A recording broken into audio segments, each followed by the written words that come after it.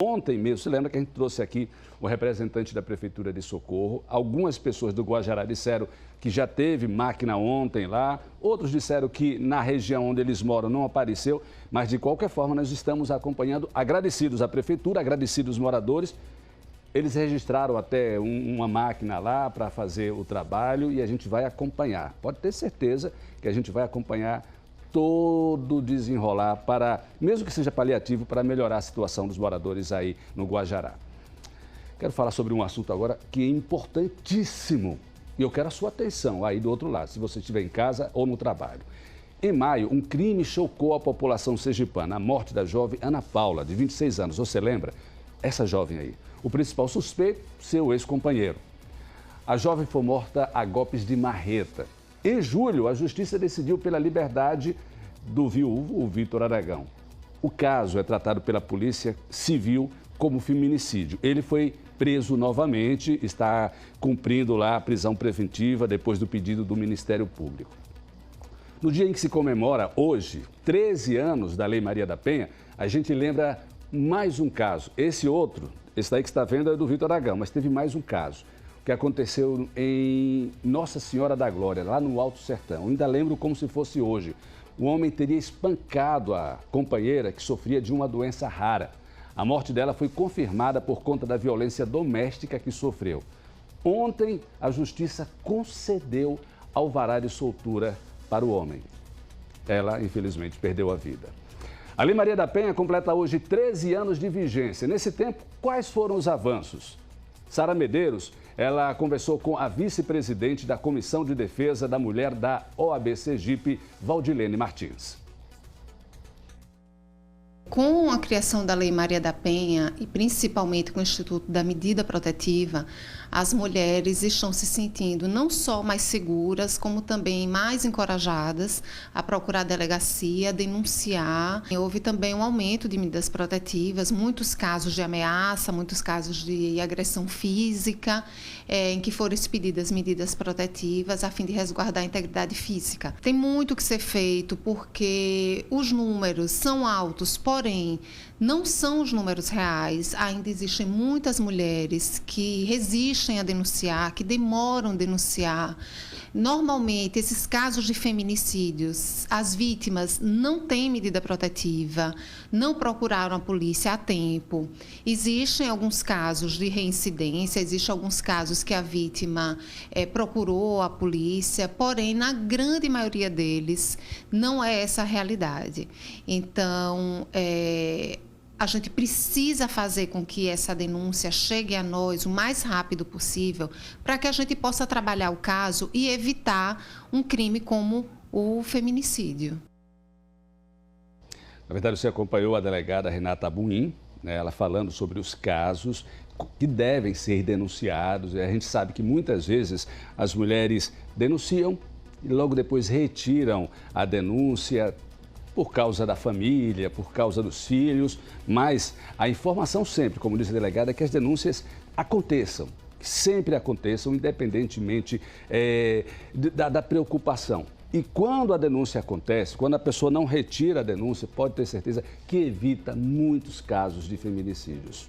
Bem, agora a Tamires Francis está com a presidente da Comissão de Defesa da Mulher da OAB Sergipe, Valdilene Martins. Tamires Francis, ao vivo, aqui na Janela da Informação. Com você, Tamires. Obrigada, Ricardo. Olha, um dado assustador, a média de 10 mulheres morrem no país a cada 3 dias. Olha só, um dado alarmante. Isso em média, que se sabe, que se tem registro, fora as ocorrências que não vêm a público, que a gente não fica sabendo. Ao vivo aqui, a presidente da Comissão de Defesa dos Direitos de Defesa da Mulher contra a Violência, que trabalha justamente combatendo, né, esse tipo de violência e principalmente educando a sociedade. Boa tarde, bem-vindo ao Balanço Geral. Quais são os 3 eixos dessa lei? Como é que ela tem funcionado na prática? Boa tarde, Tamires. Boa tarde a todas as pessoas que estão nos assistindo. Eu sou vice-presidente da Comissão de Defesa do Direito da Mulher da OAB. A doutora Adélia Pessoa é a presidente. E nós trabalhamos, né, nesse sentido de informar, de levar esse acolhimento à mulher de várias formas. Toda a lei é decorrente de uma demanda social. A Lei Maria da Penha não é diferente. Então, ela veio dessa necessidade de coibir a violência doméstica. Ela tem 3 eixos: o eixo da prevenção através da educação, o eixo da assistência à vítima e o eixo da punição e responsabilização. Só que tem um detalhe, gente: a Lei Maria da Penha, para ela ser efetiva, eficiente e eficaz, ela precisa de todo o aparato social, ela precisa de todo o aparato, todo o aparato estatal, ela precisa das famílias, ela precisa de toda a sociedade, movimentos sociais, igreja. Então, assim, não é uma responsabilidade só do Estado para que ela seja aplicada plenamente. É uma lei que foi eleita uma das melhores leis do mundo, é uma lei que transita no âmbito civil e no âmbito criminal. Então, assim, ela é muito cheia de várias coisas que podem ser efetivamente colocadas na nossa prática e salvar inúmeras vidas, como ela vem salvando. E é importante que a população participe, denuncie em caso de presenciar algum tipo de violência. O número correto é o 180. Outro dado alarmante é que aqui em Sergipe já foram registrados esse ano 10 casos de feminicídios. E isso mostra uma fragilidade na prática, porque muitas vezes, como o Ricardo citou no estúdio, ocorre violência e o cara é preso, o marido, o companheiro é preso e depois retorna para casa alguns dias e muitas mulheres são mortas. Mas olha, não é bem assim. A questão é que falta informação. Se a situação da mulher é beligerante, que tem a lesão corporal, tem o risco de morte, o cara não pode voltar para casa. A Lei Maria da Penha tem medidas protetivas. Hoje, agora, em Aracaju, em Estância, em vários municípios estão preparando para ter a Ronda Maria da Penha, que dá suporte à aplicabilidade da medida protetiva. Nós temos as tornozeleiras eletrônicas também, que são colocadas nesse cara. Então, assim, o que é que falta? Falta informação efetiva mesmo. A população saber o que fazer. Se eu ouço uma mulher apanhando, se eu sei que aquela mulher apanha, não precisa eu ver. Eu ligo 180, eu denuncio. Aqui em Sergipe ainda tem o 181. Ah, mas eu não quero me envolver. Não tem como a gente não se envolver. E as denúncias são anônimas. Que sociedade é a nossa que sabe que uma mulher está ali passível de ser morta e se omite? A omissão, ela é respaldo para a impunidade. A sociedade tem que arcar com essa responsabilidade também, não só o Estado.